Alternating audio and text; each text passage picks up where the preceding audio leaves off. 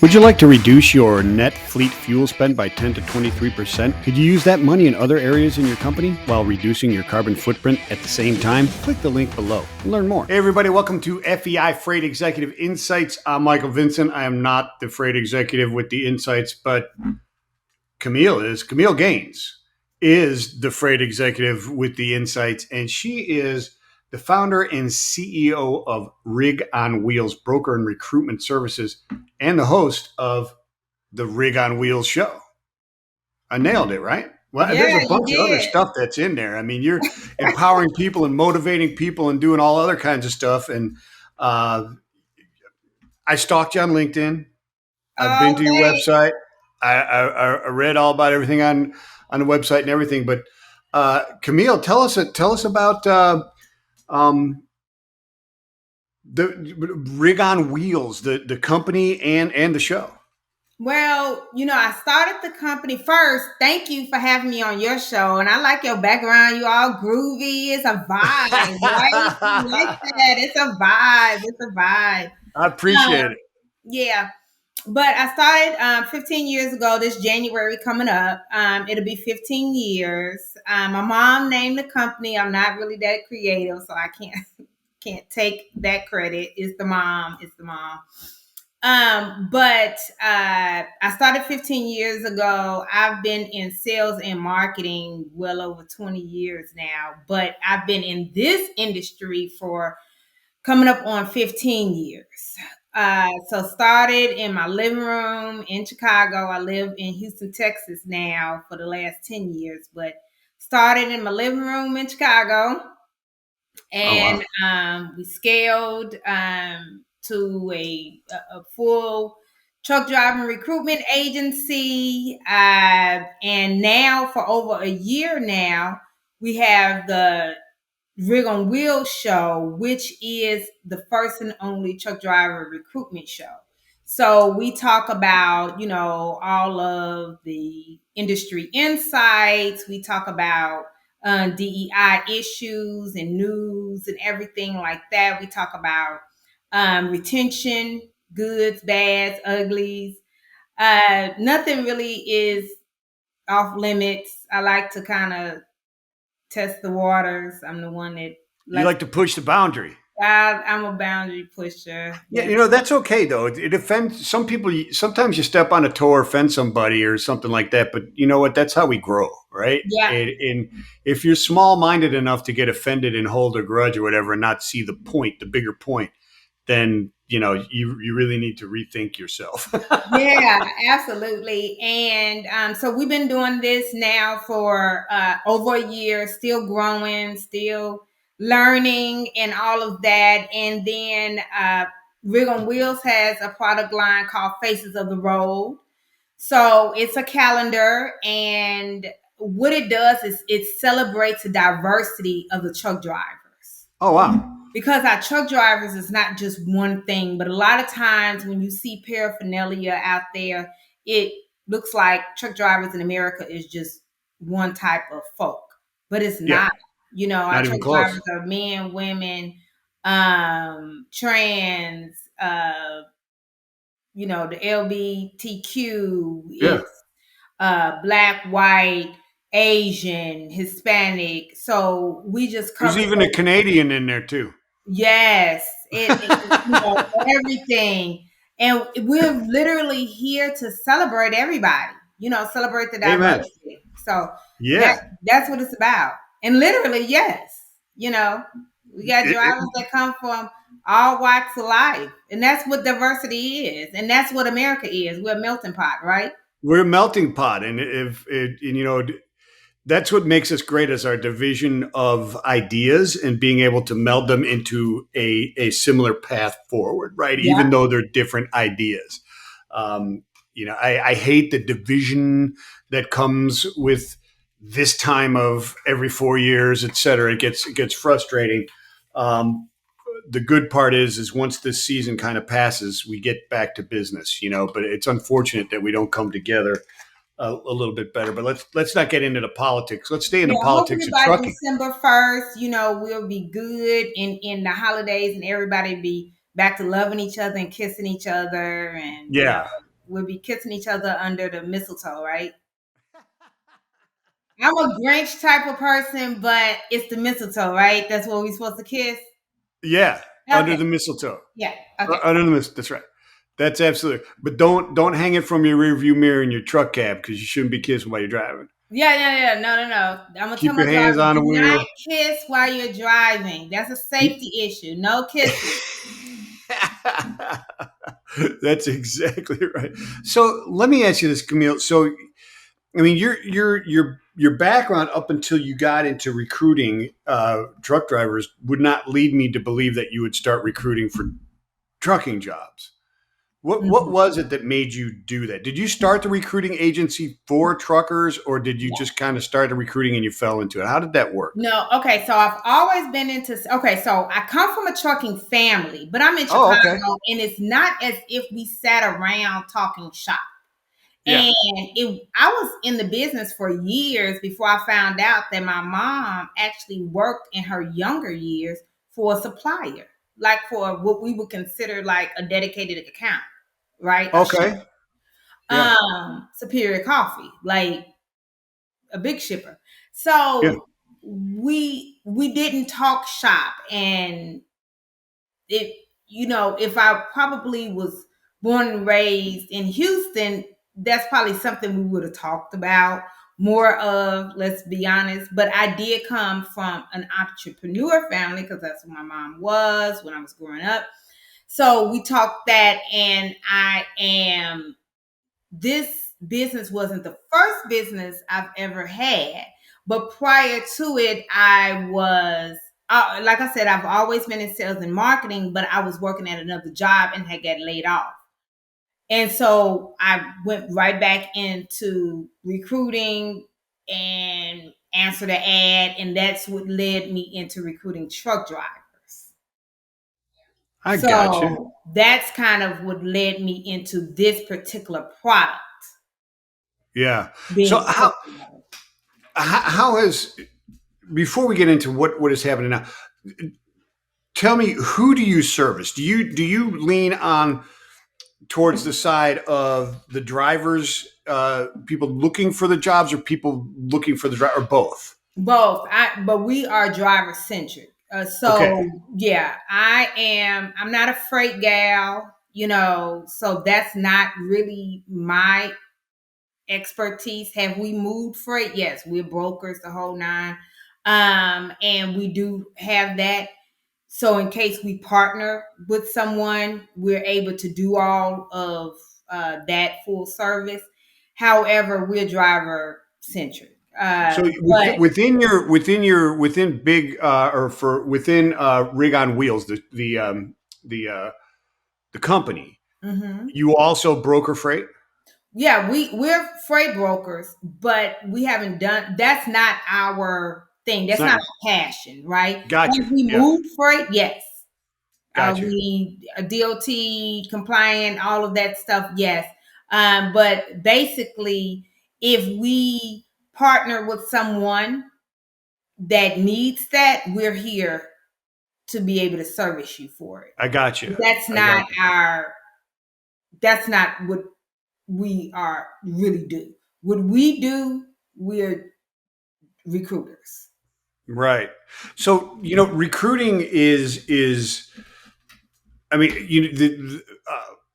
if you're a carrier, right, Mhm. the best way to recruit is retain, right? Yes, And from the and beginning. so and you're driver centric, right? So that leads me to believe that you're looking for the right fit for the right driver and the right driver for the right fit. Mhm. So are you advising these drivers on these jobs, like, hey, I want to maybe take this job, and like, I don't know if that fits right for what you're doing? I mean, how does that process work? Because Yes, obviously the satisfaction is they find a job, they keep it, right? yes. So, and everybody's not going to keep it forever. And why? Because life changes. Sure, sure So does. now it's different from when our parents were younger. Oh yeah. They stayed on jobs forever. We don't want drivers to be flipping jobs, excuse me, but we do want you to be on a job that makes sense for your family right now. Right. Okay. Right. Um, so for an example, Michael, you call in, you get Raven, which is a recruiter, and she's the recruiting manager. So you get her on the phone. She's going to assess what you're talking about. You might be calling in regards to some social media that you heard, the podcast that we do, or an ad or a text message that she sent you. And you might be calling about this one particular job. But as she's talking to you, she realizes that you might fit two or three other ones. Yeah. So Yeah. she advises to those two or three other ones. She'll put you in for those three. Uh, what you saying, you want to go in for those three. And then she'll say, but out of these three, which for you is the most important? That way we can prioritize it like that.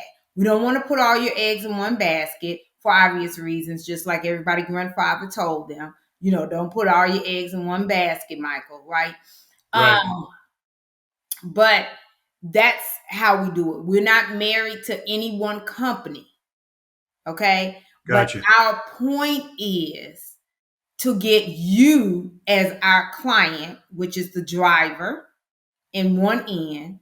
We want you to be happy and your family to be happy, okay? Gotcha. It's not Gotcha. going to be perfect, but we want it to be the best it can be at that time.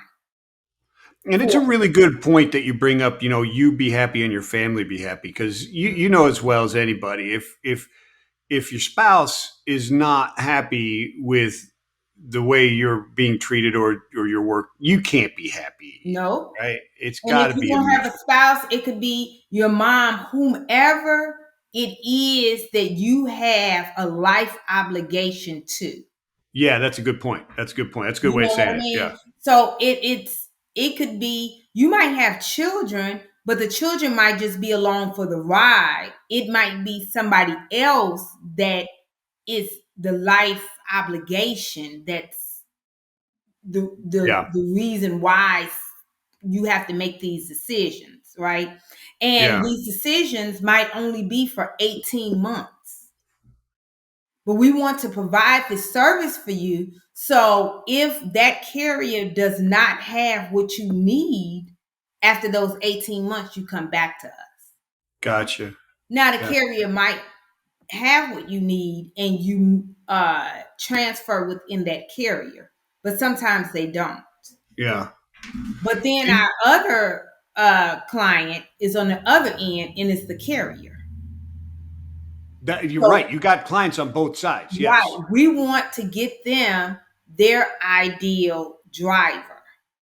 And a driver can be quality, but may not be quality for them Right. because every uh, worker or your staff needs to be good for your culture at your company. Right. It's Right. just Right. like a Right. relationship. Just because it's a good guy doesn't mean he's going to be a good guy for me. Right. Right. That's a great point. That's a really good point. I mean, you're trying to marry the two together. Who's more picky? Is it the carrier looking for a driver, or the driver looking for a carrier? It's relative. It's just relative to the Yep. person. It Yep. It's is. Do relative to you the person and the situation. Absolutely. you deal with private fleets as well as Yeah. for hire fleets? Yeah. And I deal with small fleets. I even wrote a book about competing with giants. Oh, really? So the small fleets will be able to understand how to compete with the larger companies because this is the only industry that I know. Well, ABC Trucking Company with one or two trucks can come in and compete with JB Hunt for the Yeah. same client. Yeah. Yeah. Yeah. Yeah. What other industry do you know that they can come in and get the same client? They both Yeah. can get Not many. Amazon, they both can get Walmart, they both and but they need to know how, they need to know what to do, things like that. So, do you advise on those type of things as well, beyond the scope of the drivers, how to deal with these bigger companies as well? Yes, You do and consulting on that as well. that's what the book is about. It's the starting point to help them be able to understand those things. So what is the name of that book, and where can people find it? They can go to the website. They can also go. I can give you the link. I have a Yeah, give sample me the chart. link. But it, Yeah, yeah, yeah, absolutely. yeah, But fantastic. it's Because called that would Competing be with good. Giants. It's called Dealing with Giants, Competing with Giants. Competing with Giants. Okay, Hmm. very cool. So that mean the small fleet, which like 1 to 5 trucks or something like that would, or even 10, I guess. That's the majority of the fleets out there, right? Yeah, majority of your trucking companies are small. Yeah. But what happens is they don't know their power. They have the power of building relationships. That's very true. Speaking to people and being in the business, most of the smaller fleets that I know of do not play in spot market. Most of them play in contracted freight that Hmm. I've talked to, because they have that flexibility, they have that reliability. They're not going to throw a client into grease for a different load, that type of stuff. They tend to be loyal, long lasting type of contracted moves on But specific lanes. even the ones that deal in the spot market, that's fine until they find where they need to go. But the point is, it's competing with giants. It's a small trucking company's guide to winning professional drivers. Gotcha. Can you give us some tidbits on how what that is? It's how to market to them, how to Yeah. retain them. Basically, utilizing the blueprint of the bigger companies, Hmm. software. Yeah. Keeping the driver engaged, right? I mean, they're out there on that island, and you got to keep that communication and that engagement with those drivers. Otherwise, you Yeah, can lose them. that too. But some of it is just systems, Oh, operation, okay. Convenience. all, all of that. Yeah. It's everything you said is systems. It's all all of those different things. Yeah. Because they can, I mean, you're a 5 truck fleet. You lose a driver, that's 20% of your fleet gone. Yeah. Even if That's a lot. it's two, even Yeah. if you have one driver, you still have to have systems. Yeah. You got to have things in place to You make have things. to have things in place. So what do you see right now? It's interesting to me to hear where the market is, because you hear there's a driver shortage. There isn't really a driver shortage. Oh yes, there is a driver Oh, shortage. it's Oh, a there's not a driver driver. shortage. It's a And driver. so like right now, you would think that we'd have a driver overage because the freight's not flying like it usually does, or not like it usually did, but like it has over the last 4 years. So there's still strong demand for drivers. Yeah, it's still a strong demand for drivers because a lot of drivers left during COVID and a lot of drivers are aging out. Then Ah, you have a lot of it's a lot of components in there. Then you have a lot of drivers that are stuck in a SAP program that didn't pass the drug test. And then so and a lot of drivers that may not want to take some of the wages. It doesn't matter why. This is why I tell people it's a driver shortage. And the people that say it's not, they'll say it's not a driver shortage. It's just that drivers don't want to drive for small pennies. That's still a driver shortage. If you're not driving, it doesn't matter why. It means it's a shortage. got you. Yeah, It doesn't, it's like if it's no bananas in Kroger, it doesn't matter if they're on the highway. They're not in Kroger for me to get them. that's a good It's a point. shortage. Yeah, It yeah. doesn't, you get what I mean? Like, Yeah, absolutely. So, how do you solve that? We all know retention is one of them, right? But the other so is some of is it is what going to be, being that desirable carrier to the drivers and being yes, able to get them to understand it. carriers have to step up to the plate. Drivers are going to have to step up to the plate more. Automation, when they with the self driving trucks, bringing the younger drivers in, being more diverse with drivers. So it's just going to it's going to being shortage of drivers isn't something new to the industry. Mm, mm. Certainly not turnover, right? Right. That's a big one. What is the biggest driving force for drivers in their job overall for a new job and retention? What are Do you they think? looking for now? Yeah, yeah. Is it So purely what? just wages or is it? No, it's not wages anymore. See, that was more back in the day. Yeah, That's a different generation yeah, now, and it's not just drivers. We're talking about generation. yeah, Think of this generation, right? yeah, yeah. They're looking for benefits, and I don't mean healthcare. They're looking for more of a flexibility, Like a lifestyle type of thing. lifestyle.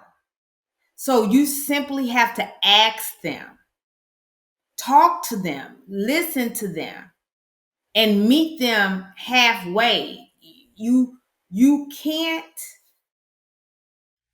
say I want to retain drivers and refuse to talk to them where they are listening.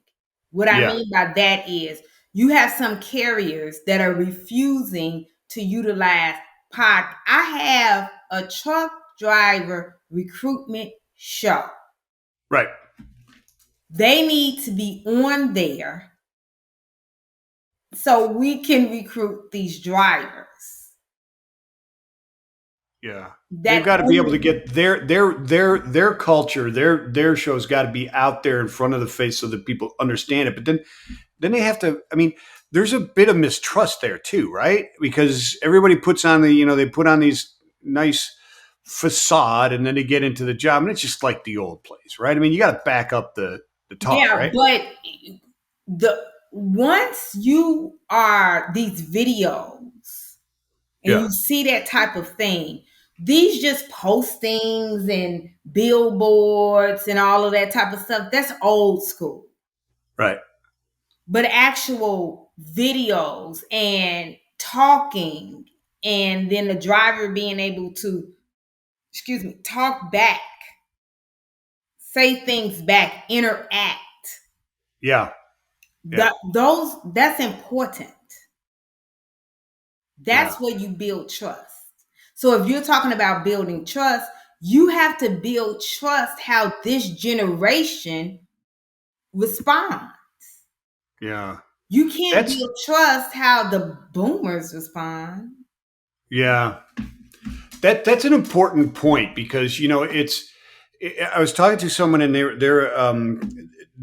have a like they have courses, et cetera. They're an expert in HR and so on in leadership, and they teach leaders how to stay abreast of the leadership changes. Right? Not like if you're in trucking, it's not only that you stay on top of the latest technologies and the latest emissions controls and reductions and the latest sales type of media, etc. You have to stay on top of the changes in leadership style that are demanded by the new generations that are coming through. And that's what you're talking about, right? You got to have that flexible leadership style to understand what you're dealing with now versus the guy who remembers watching Rubber Ducky on Rubber Duck on Convoy in the 70s. Literally. Yeah. What is this generation looking for? How do you communicate with them?